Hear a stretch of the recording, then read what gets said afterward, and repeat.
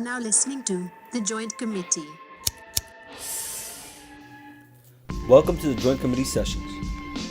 This is a subcommittee interview with Pino and Jason, a resident of Puerto Rico. Welcome. I'm on the 28th floor in Fajardo, Puerto Rico. In the condo, I'm about to do a little interview with a childhood friend of mine, Jay. And we're going to end up actually getting into the cannabis industry in Puerto Rico and kind of just cannabis, how somebody out here would end up having to deal with stuff, what they experience. Touch maybe a little bit more on also the, the hurricane and how things are a little bit update, firsthand versus reading some headlines. And here we go. Spark up, brother. If you have questions, just type a little something, and we'll answer along the way when we read it. We're also going live on IG, so we'll go from there. So, Jason. Let's go with it. What's going on, man?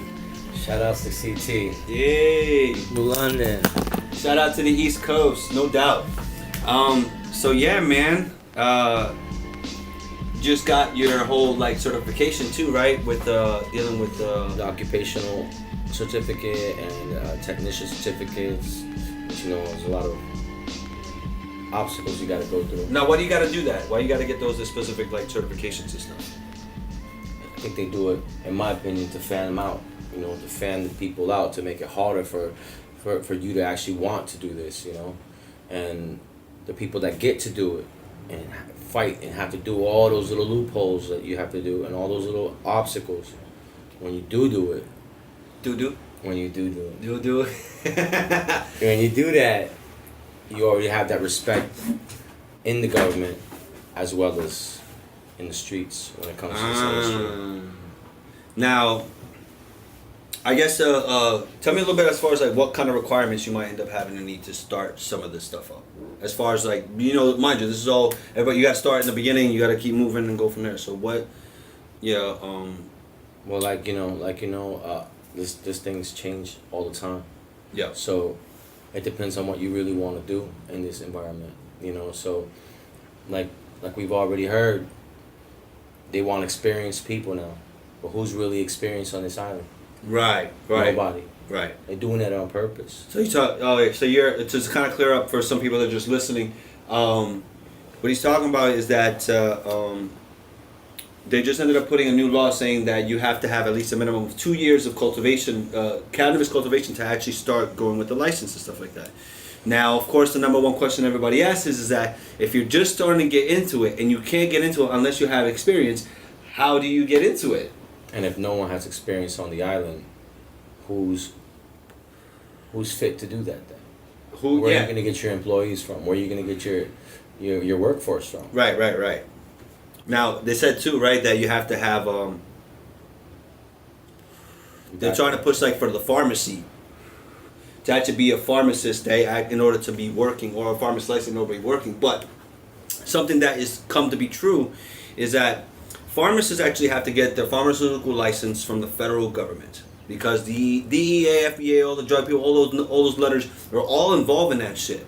So if the state requires, or anybody requires, a licensed pharmacist to actually be there, they're technically putting that pharmacist in potential danger of being locked up, because they sign it. They know they're not supposed to touch cannabis. So to have a licensable so it's gonna be a little bit fair like that, it's actually dumb and putting people in danger for no reason except some politician that wants to fucking whatever. What do you think? Which one's that one? This one is a crackle. Let me get it, motherfucker. Hold on, let me get it.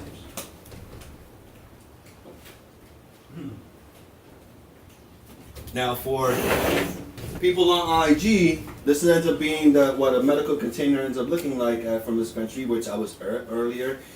They have all the stuff there you can look at and figure out. Some have more, some have less, but it's a little, metal square container. Let me see, hide your number and your address.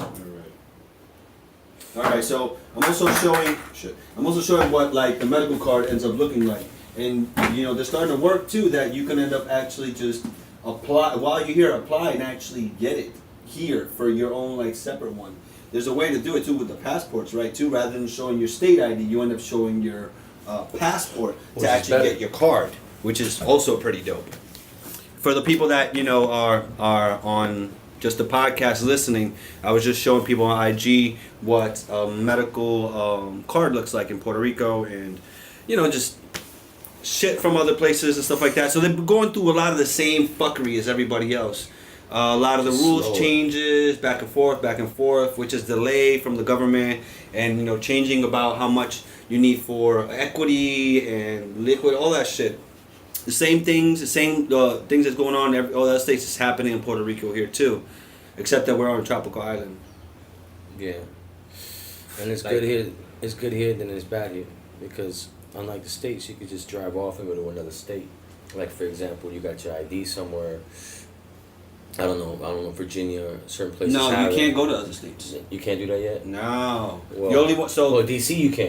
You know what I'm saying? Yeah, but DC is rec. Yeah. DC is rec. We're talking about because you guys are only medical right now, so you guys start thinking about medical. Unless you know a doctor. You have reciprocity, right? Yeah. So you guys accept other cards as far as people being able to consume and use cannabis. And we're a little more comfortable with accepting tourists than other people. Like you just went into an environment you weren't even supposed to be in. Right. You It's know a what I little bit, yeah. It's the understanding with I'm from out of state. They're supposed to be one at a time, but because I told them who I was, with my company, Terps and Trikes, Gene Traders, and I was just there to ask a lot of questions. I had somebody actually with me that had a local card and all that stuff. When you end up going, you actually have to, obviously first time going to a dispensary, you got to fill out the paperwork, blah blah blah blah blah. Do that the first day, and then good, you're up and running. Every time, is that right? That you have to register with each individual dispensary? It's like a 15-minute thing, You register once. Before the dispensary used to help you out. The dispensary would be like, yo, go to this doctor, and this doctor will help you out, and that doctor's basically recommending you to that dispensary and that one only. Okay. And then when you get that ID, you get that ID through the dispensary, and you can only use it in that dispensary until the world changed. Until the world changes. Hurricane Maria changed the world, bro. So tell me about that. You mentioned this story to me a few times, and I've been telling you to kind of hold off on it. And you get started like a few times and to hold off on it. So let's set the stage. Hurricane Maria just passed through. Hurricane Irma. Then Hurricane Maria. Well, Maria's like what really devastated it, but it was like a double slap. It's like if you have something concrete, right? Yeah. And then you wet it down. Then the next time that somebody hits it, it's already nice and wet for you. It's Okay, already nice and soft. I get that. Yeah, the ground's already saturated. If Irma would have never hit Puerto Rico, not even if it wouldn't have touched it and rained it, and besides Irma, it was raining a lot. We're talking about there was a lot of rain. Irma, a lot of rain. Maria. I get you. Overwater a plant real quick. What's gonna happen? That shit's gonna just fall over. Yep. Imagine overwatering an entire island, Yep. rocking it with a small storm, and then rocking it with the biggest storm ever. And the biggest storm documented in history right now is Irma. No way. And we barely got touched by it. Thinking Damn. like, woo, we made it. Then another one came. Then Maria came. Remember, it was 5 hurricanes. That's right. It was 5 that Five whole hurricanes. season. Yeah. Jose, Irma, whole family came through, bro. Family of hurricanes. God damn, a family of hurricane. 5. So, devastation, bullshit, fucking. There's a lot of sad stuff out there, a lot of sad stories. So we'll try to keep it within the cannabis industry and the cannabis related and stuff like that. So, tell me that story about how you were somebody's hero. And if you're a stoner, you be like, yo, you were somebody's hero. This is a stoner story. Stoner story. Let's get it. Tropical stoner story right here. Let's do it. Let's try lighten up another one too. I'm a what would you say a pharmacist on the street. Entrepreneur. I'm an entrepreneur. You're a street entrepreneur. That's what I am. Allegedly. Allegedly. And post hurricane season, I never sold anything. I worked as a bartender. He knows that. I just smoke. But you know what happens when there's no weed anywhere? Nothing. No one has weed. This is how it goes down. This is how I got lucky the day of the hurricane. So my friend, just recently, he just got kicked out of his apartment. Yeah. The day of the hurricane for a little simple drunk dispute. Mm-hmm. That's what happens when you get too drunk around people you shouldn't, especially if they're your landlady or. Depends. Some people get violent. Some people get giggly. No, I mean where you get drunk around somebody who got something over you, like your landlady or something, and ain't no legal lease like in the States in certain places. They'll be like, you know what, get out. Shit like that happens. So my boy got kicked out hours before the hurricane is about to rock. Wow. Now, this dude, he's a trimmer. We had to trim an entire crop early because the hurricane was gonna come.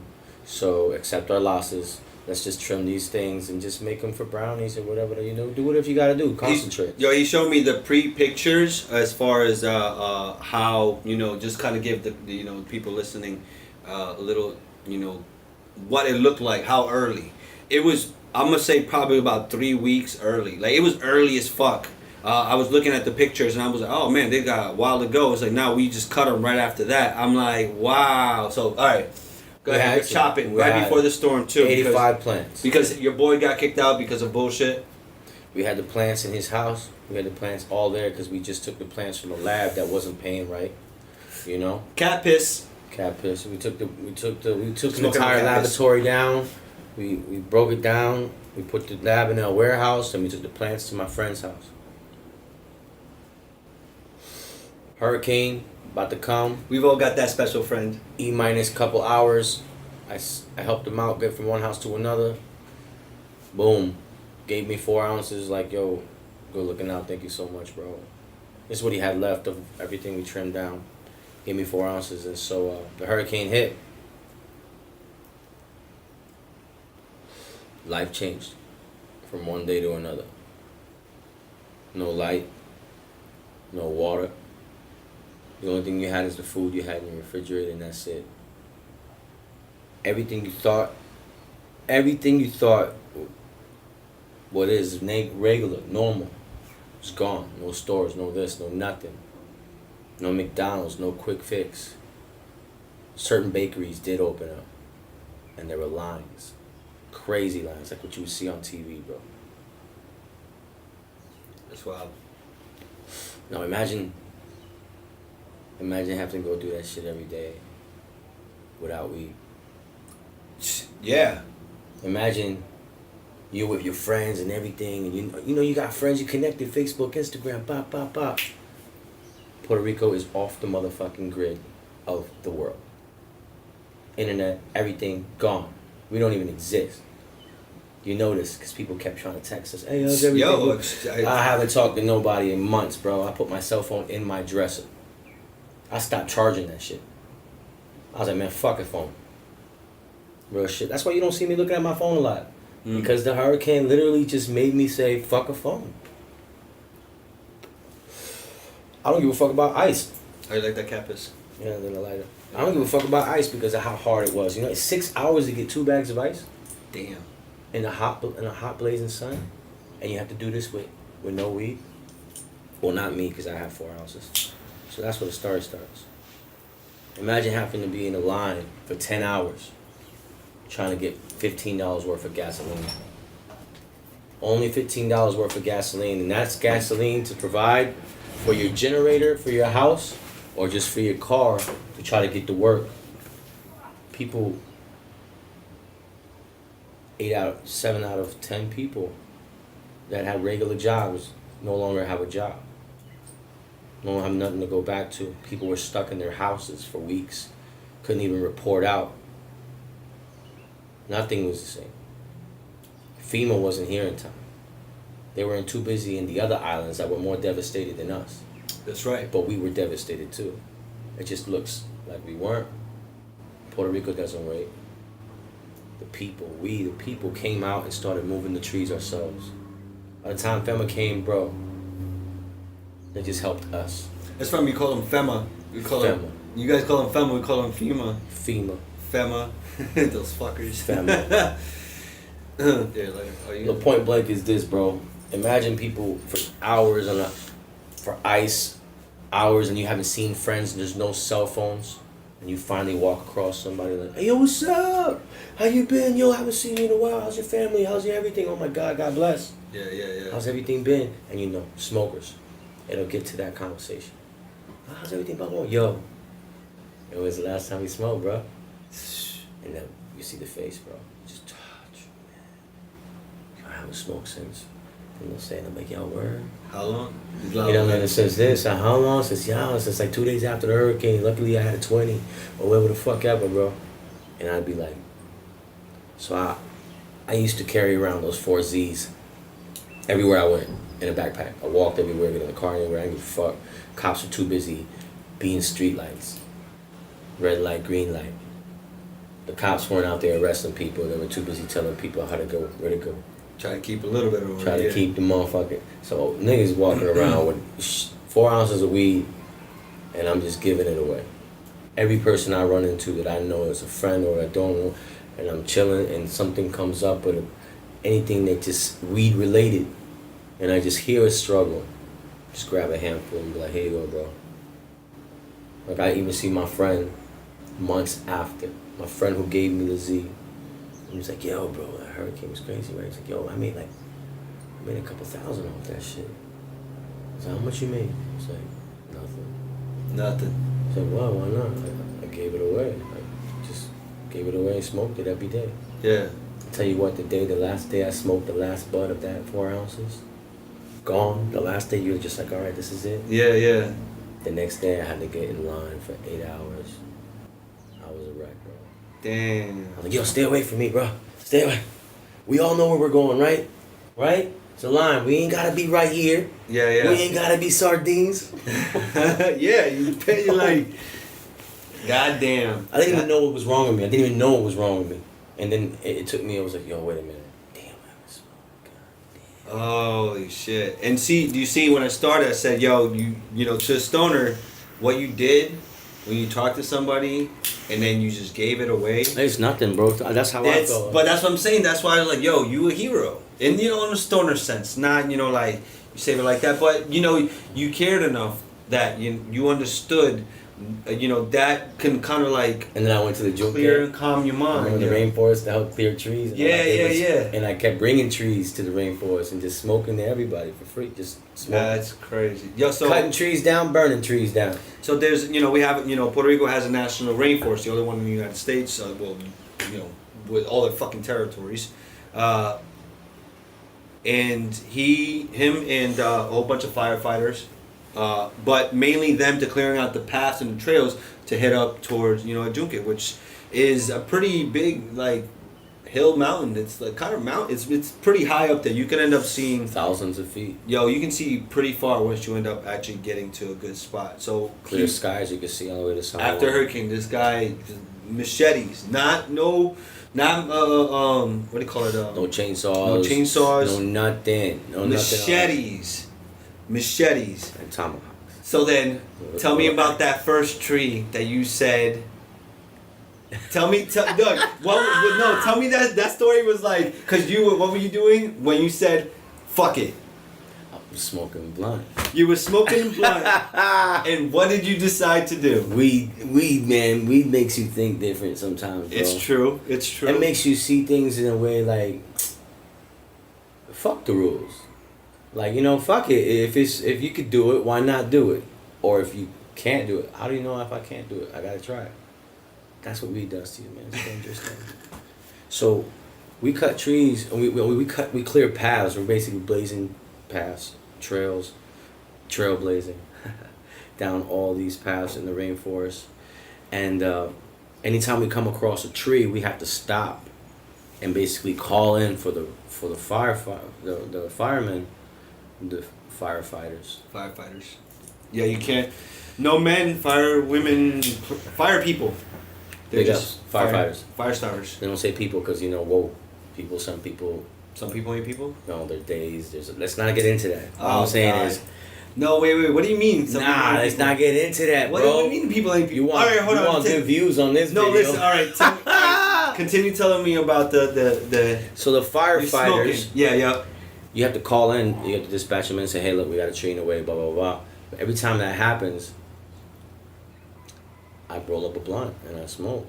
See, the thing is, I was scared to roll up a blunt and smoke because this was like, God, I shouldn't be saying shit, but this is like federal jobs and shit. Yeah. So I'm smoking in a federal area. I'm doing this. It's real federal. No, but you got a card now. Now, but I was there smoking in a federal job. This is working federal. this is like emergency type shit. You know, Yeah, it's a different I story. was saving worlds, bro. This is totally different. It's not when when things are up and running and blah blah blah. And you doing this like that. It's totally different from like this is a totally different situation. To start with, ain't nobody. Everybody's scared to even think about smoking. So my first day working there, before we got to Trailblazing Trees, I took about a week before I decided. What I told you. So within that week, the first day, I decided, I'm like, damn, I want to smoke. You know, it's like you holler, it's a call out for weed. You try to figure out your parameters. Yeah. You try to figure Where out can you? how can you do this. And so you'd be like, damn, you know what? This would be a good time for a blunt. And I'm working with 7 people, so I hear like 4 people be like, yeah, that's right. Process of elimination. I already knew like, okay, 4 of them are cool. I got like 3 more to go. You know what I mean? I had to figure out how cool my area is real quick. And then I was like, yo, isn't that your boy? He's like, yeah, didn't he smoke? Yeah, he used to, but he don't smoke anymore, blah, blah, blah, but he's cool. And him too, yeah. As soon as he said that, pulled out the blunt. I don't even know half these dudes. Lit that shit up, and as soon as they looked at me, it was crazy. I just went like this, like, and everybody congregated for the first time, a couple thousand feet in the junque, No way. smoking the blunt, and I'm like, oh, this is serious, this is real. Alright, so fast forward, we smoking all the time now.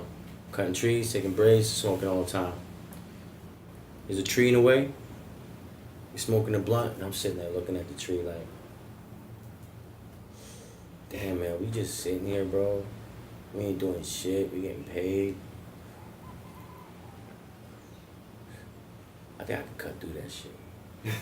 And my boy was like, nah, you ain't cutting through no shit. What? I think I could cut through that shit.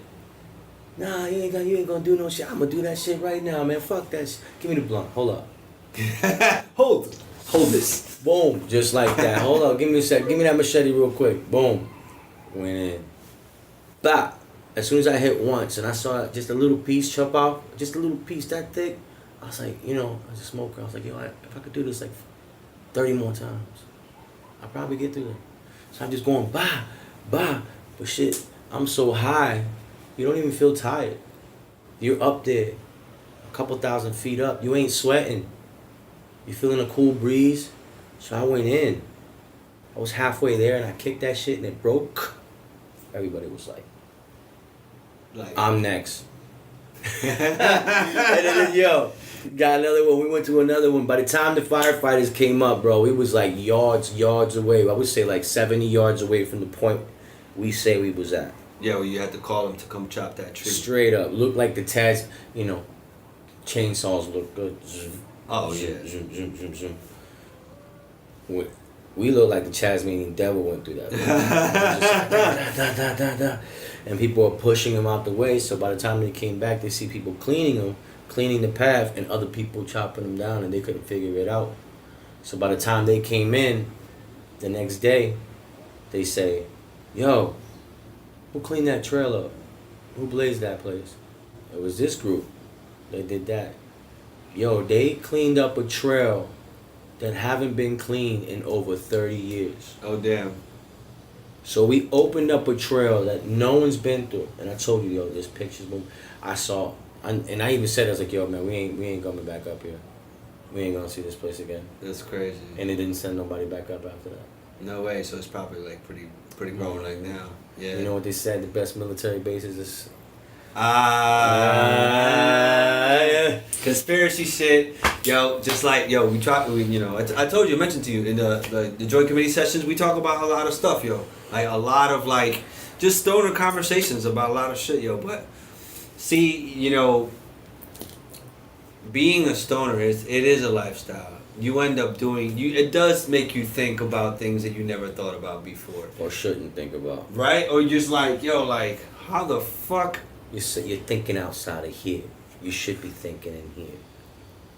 That's our problem. So you know what they say to the people that are actually woke? I don't know, people say this. They say, from the outside looking in, they can't really understand it. But from the inside looking out, can't really explain it. Feel me? It's pretty deep. So you just gotta find yourself, like how Neo found himself. Yeah. No one told him truth. You gotta find your truth. That's true. That's true. Holy shit. Bad times of the high. Fucking high as hell. Who's us watching, yo? What's good, yo? Out there on live, chilling. Yo, so you've taken me some, you've introduced me to some like. We went hard. 3 days. 3 days. We went hard. Yo, it's.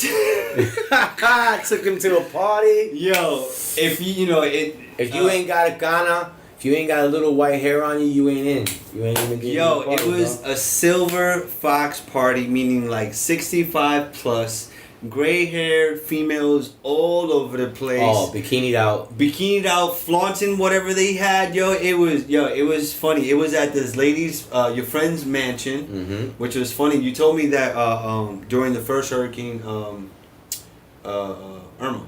Yeah. That you guys were belly sliding on one of her terraces and shit. Yeah, so she has this. My friend of mine. She lives in a mansion type. So it's a mansion. It's pretty dope. On the second floor, it's a mansion. On the second floor of the mansion, the balcony goes around the entire house.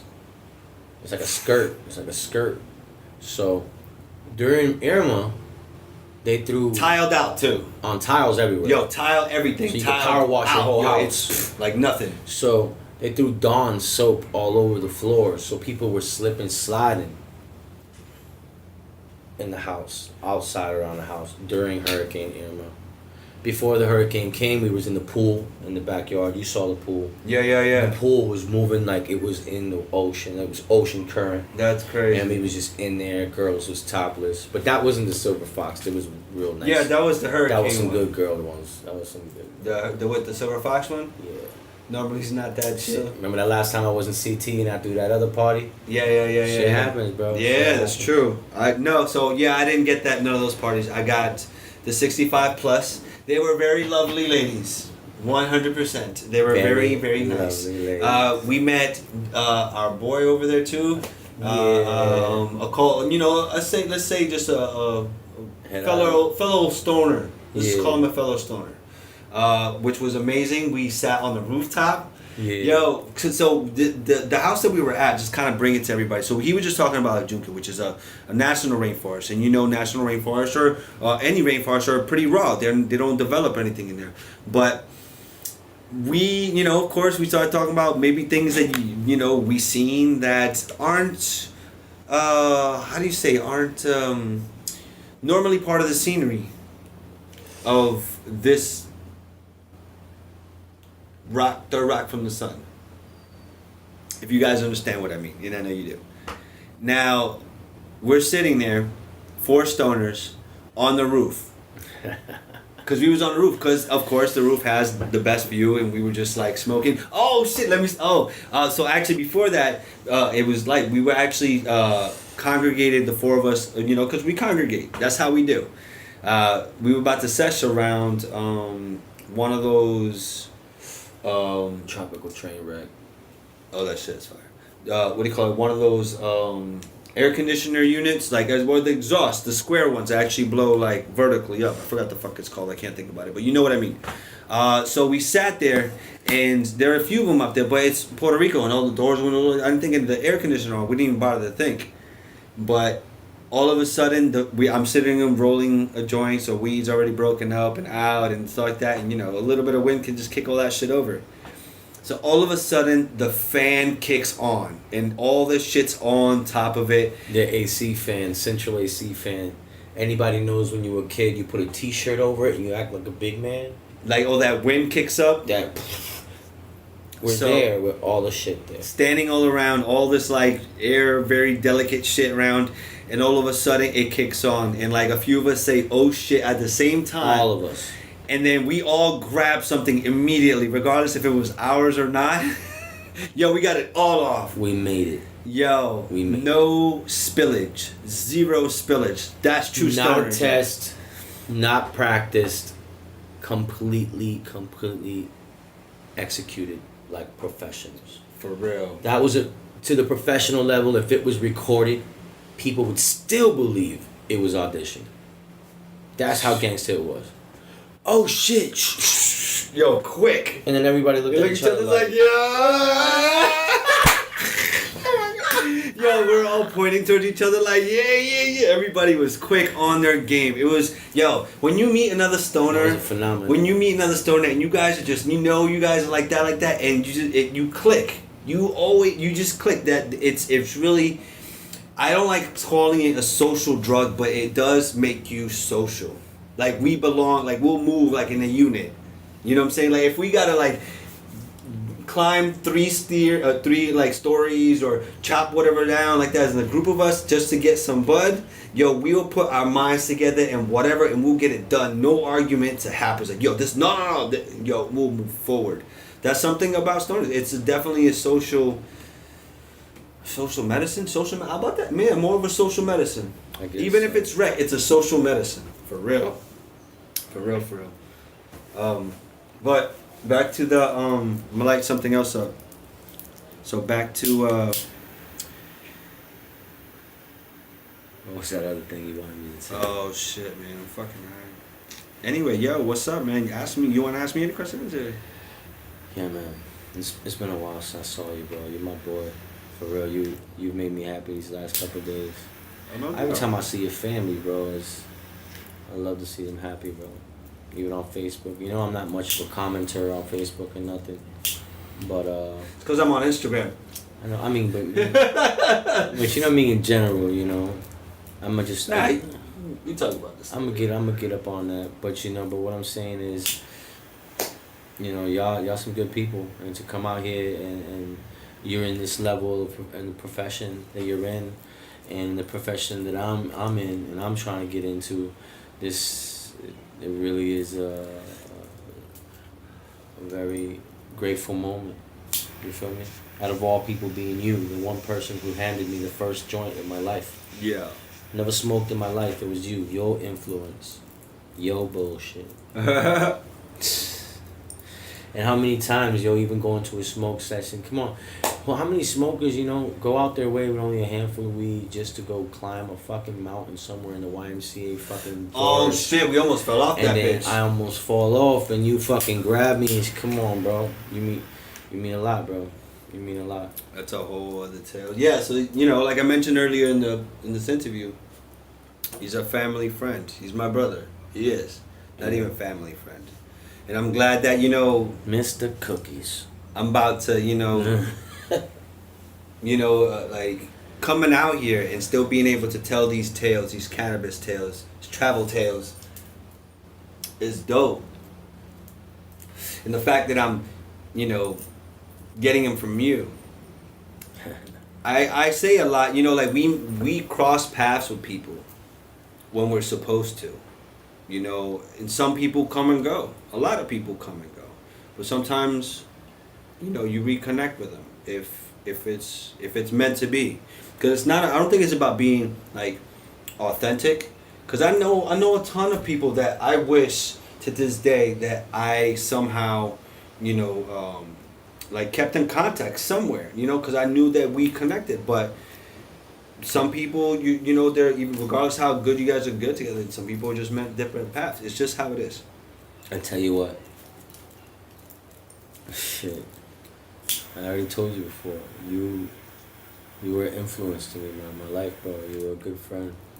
When I first met you, I didn't know what hip hop was.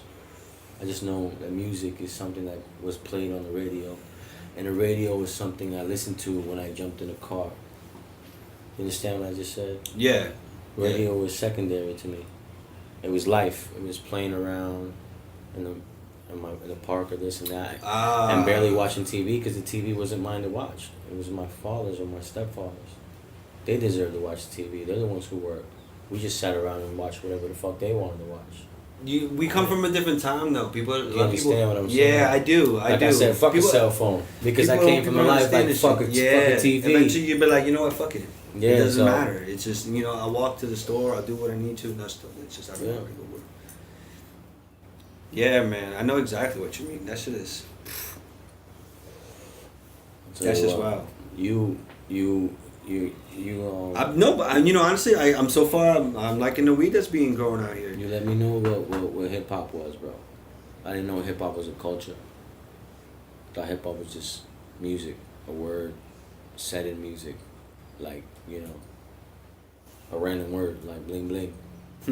Hip hop. Well, that's like that white girl in the motherfucking viral video. This is hip hop. Yo, the bad. That is so bad. Yo, it's funny, yo, because now they turn, like, they repackage everything. Even, like, the raunchiest song, right? They'll reword it with the sort of same beat for Kid Bop. And they're like, yo, we all know what those words are. You know, Kids like, Bop, 45. Yo, like... We were, like, at the farm, we were at the time when we said Kid Bop. Kid Bop. Kid Bop 1, Kid Bop 2, Kid Bop 98. 99. Right? Yeah, man. I mean, they wouldn't even never thought they was gonna Kid Bop rap. I would have never died. Let me take you to the candy shop. I was like, what? That was when I first heard the first commercial. I was like, no, these kids is not singing 50 Cent. That's crazy. So but my daughter sometimes, bro, I be slamming the brakes because I know she don't be wearing a seatbelt. And I be... Yo, you mad, right? So she be wording some words she shouldn't be saying. And as a 12-year-old and as a father, it is my responsibility to be cool, but only cool enough to tell her you shouldn't be listening to that. No doubt. But I ain't gonna be like, hey, how? I'm just gonna be like, oh, you shouldn't be listening to that shit. Put your seatbelt on. You know, like... Yeah, I know. You already saw her, bro. She's connected to the headphones, then connected to the world. Yo, just all these kids and their Wi-Fi. Yo, they're so desperate for Wi-Fi. So they don't even I don't think they can even comprehend life without internet. I tell you what, though. How was that? Well, actually, matter of fact, tell me about that. Life without internet for these youngsters. How was it? It was hard for them the first week. Then life started. It was like spawning a new fucking human being. No way. Everybody was different. And you know what? I always say, I don't want to disrespect any of the states in other worlds, but if something like this, a tragedy that happened like this and how it happened for this long, so many days blacked out, you heard about the fucking crime and the shit that's happened after Harvey. If this shit would have happened somewhere like in Detroit in the worst moment, you know, during a strike or during something, a motherfucking natural disaster comes, what the fuck you think was gonna happen? Puerto Rico was under political fucking rioting. You know what I mean? We're always under some type of political distress, you know? Mm-hmm. Then the hurricane came, bro. The one thing most people keep saying, oh, it's gonna explode, it's gonna be crazy, bro. Crime here and there. Yo, it was humanity at its best. Everybody helped each other. I can tell you there was a day that I didn't have a single hand in my hand. And I was riding with a friend in the car doing the 10-hour wait for gas, and I walk off and I see this dude walking back to his house, and I can imagine one thing. He's done, he's waiting for the line, he's tired of waiting for the line, the sun is crazy hot, but he's going home. I went to that nigga, I never met him, and I said, yo, what you doing with that gas tank? He's like, I'm about to go home, boom, boom. I was like, yo, how much is it? I'll buy it off you, I'll rent it off you, I'll do anything just to have gas. And he's like, well, I have a couple of them at home, but I'm not sure. I was like, yo, I live right here. I'm practically your neighbor, literally trying to influence this dude. Yeah. Yo, I live right here. And he's like, you know what? Go ahead, bro. When you're done, just take it to me. If not, just, you see that guy's house? He sells fruits. Some other guy that sells fruits, and everybody knew him. Yeah. And I was like, shout out to these man fruit. I like fruit. Yeah. You can say it louder. Yo, so, I got the gas tank and I went and I got back in line with my friend and got gas. Didn't have a tank, didn't have nothing, got gas for my family. First I was just sitting in line with them, just with them, acompañándolo, accompanying them. Mm-hmm. Because you're gonna sit in line for 10 hours just going crazy. Mm-hmm. And then that happened. $15 of gas, I was like, gold. Damn. That was it. Because that was generators, that was movement, that was everything. Cars getting siphoned, shit like that. Like, all not my neighborhood, not my area, but Puerto Rico's a little country, bro. A lot of things happen in a lot of places. Right. Like you were talking about. Right. Horses, horseback. There's a lot of people, and I believe it happened. Holy shit. Oh, yeah. Matter of fact, no. We can talk about that. Zorro. So there was a lot of Zorros. So listen. So this is something that's pretty fucking dope, right? So a few nights ago, we were at a local bar out in Luquillo, and all of a sudden, I was like, oh shit, that dude's got a horse. I seen one horse, and then you guys like tapped at me, and there was like one already tied to like the outside of like it's also open air. It's like a fence. It was already tied to the fence, like of part of the bar. I was like, oh shit! I was like, yo, that's a horse. Yeah, I went up to it, blah blah. I thought that was just from those two. At one moment, it was more horses than there were cars. Yo, no, but not to that point yet. So at this point, I still only see two horses. The one that there was guy that was still on, and the one that was already tied. That means somebody tied it to the horse and went inside to like get a drink, which is fucking pretty dope. I'm thinking, like if I was right here, I would end up doing the same shit. So all of a sudden, I hear this truck just like crazy blasting music. The big truck with the tall music, yo, blasting it, and all of a sudden, disturbing the peace doesn't exist out here. Like 80 horses, no bullshit, 80 to 100, like a whole bunch of horses. Drunk revolution. I posted that on my IG, yo, and it's and this motherfucker tells me, we say that's a game that they doing. Yeah. On Sundays, when horses and you see horses go back, horseback, you see 80 of them, 100 of them, just women everywhere, men as well for the women. Yeah. Single, Everybody's on horseback. Horseback, little banshees, little quads, we're talking about everything that has to do with X Games and fire, real good shit. And they go bar to bar to bar, and you like just hopping all over the island. Almost a big chunk of the island they go hopping. So one day I asked, because I was a bartender, and then I asked them like, yo, where y'all going? I'm going to this place. And then we're going here. I say, well, y'all have this already planned out? I kind of figured they just bounce around. But it's just too crazy that everybody follows each other with no rules. It's like, nah. This has to be a little more organized. So the thing was, they already have preset bars that they go to. And every bar they go to, they get a card. They receive a card for poker. And before the whole thing goes down, they throw a pot down. Like maybe it's $30 or $40 just to participate. It's free to enjoy yourself. It's free to enjoy yourself and ride with horses, but to participate in the game, maybe 40, 50, 100, doesn't matter. And there's the pot. And by the time you're done bouncing on every bar, you have a handful of cards to play poker. Yeah. And whoever has the best hand wins the pot that started in the beginning. That's fucking dope. And you get drunk the entire time. And these horses are already fucking muscle memory. These horses are more Puerto Rican than Puerto Ricans, bro. Yeah. You know what I mean? So you're from here. They know you can exactly. be drunk, bro, and a horse is going to get you home. That's, So you know that's your DD. That's your fucking... That's your designated driver. My horse is my designated. Drunk as fuck. My horse will still get me home. That's fucking dope. You don't get there. That's dope. If you don't get there, that motherfucker gonna park himself like, I ain't going nowhere. Tell him about that one dude with the Air Maxes. Oh shit! So matter of fact, I'll use that as like the image of for the horse. So this dude had an Air Max on, but he had like a horse spur. on that shit. On the Air Max. On the Air Max. Yo, son, I'm gonna fucking put that up. It's pretty fucking dope, yo. I mean, you know, it's for the horses. Shit, it is what it is. But they don't. You know, it's just. It's just a poke. I know. Yeah. Yeah. It's not like you know. It wasn't a one with the actual spur. Yeah. Like it was just like the what do you call it? The Fun fact for Hardo, where we're at right now. Yeah. It's the mother of Paso Fino. Paso Fino is a type of way that you walk the horse. Okay. And they walk like this, you know. Yeah, like a little prancing type of thing. Trot. Yeah. Slowly in place and slowly moving forward. No way. They go cock, cock, cock, cock, cock, cock, and they're literally moving this slow. That's dope. You know, like if you're running in place, like military. Yeah. Place, but they're moving slowly.